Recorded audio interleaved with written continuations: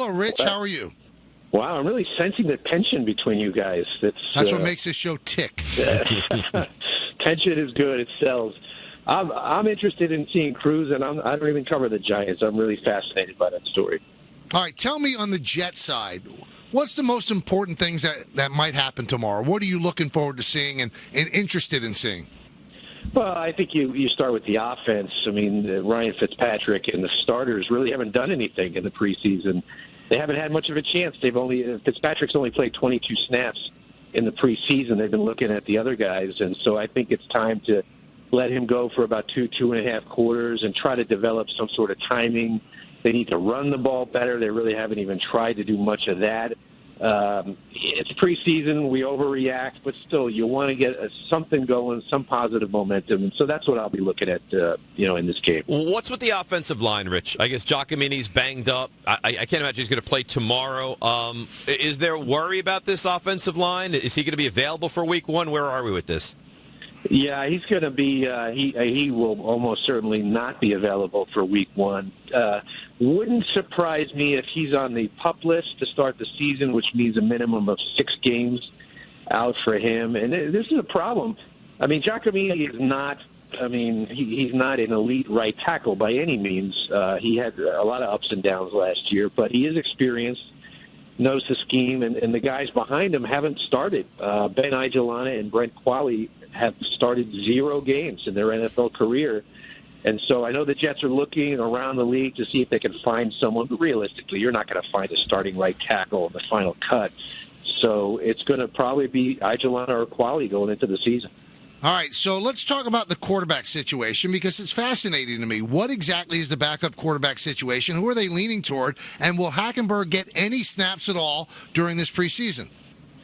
Well, I don't think he'll play tomorrow. Pretty sure about that. But I think Hackenberg will. I mean, the last game next Thursday in Philly is tailor-made for him. I mean, you put your third and fourth stringers in there and let him play and let him learn. So that's got Hackenberg Bowl written all over it.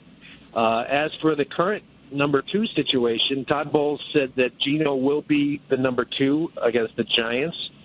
I don't think that's etched in stone for the season. I still think there's a chance that they would go with 3, although right now I'm leaning towards 4. I think they're ultimately going to, keep 4, which is kind of mind-boggling. It doesn't happen that often in the NFL, but I think they're leaning that way. But it wouldn't surprise, first of all, injuries could change things.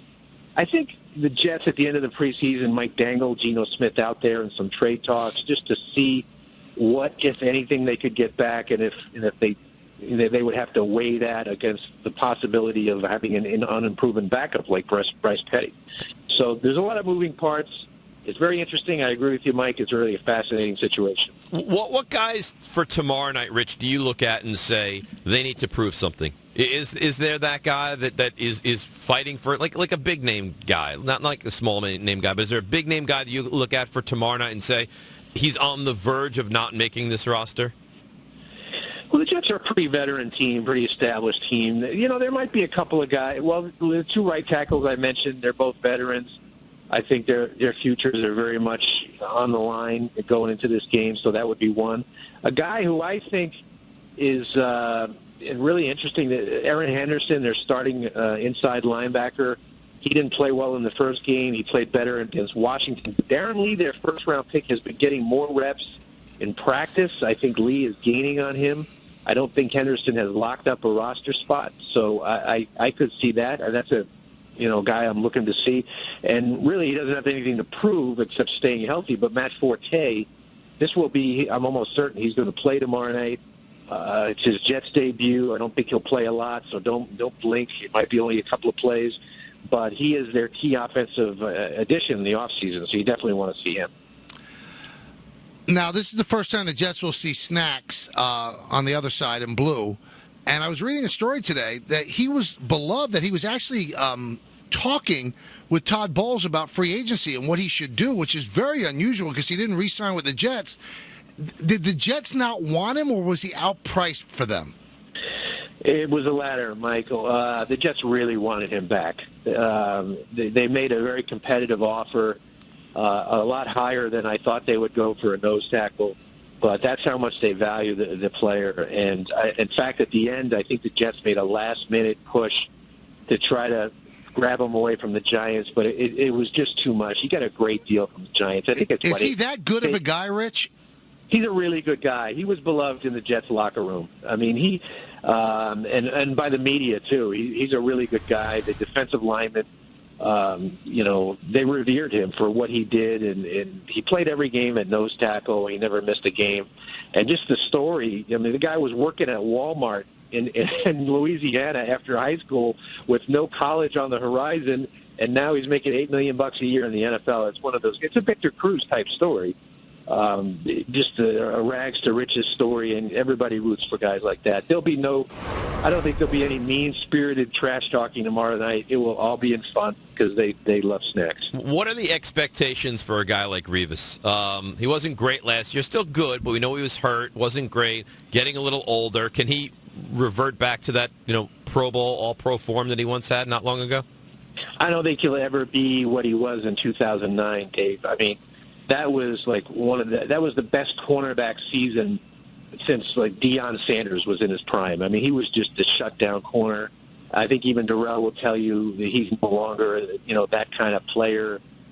He's even dropped hints about switching to safety, but I don't see that anytime soon. Maybe a couple of years down the road. He's still a really good corner, but what I'm fascinated to see is how the Jets use him.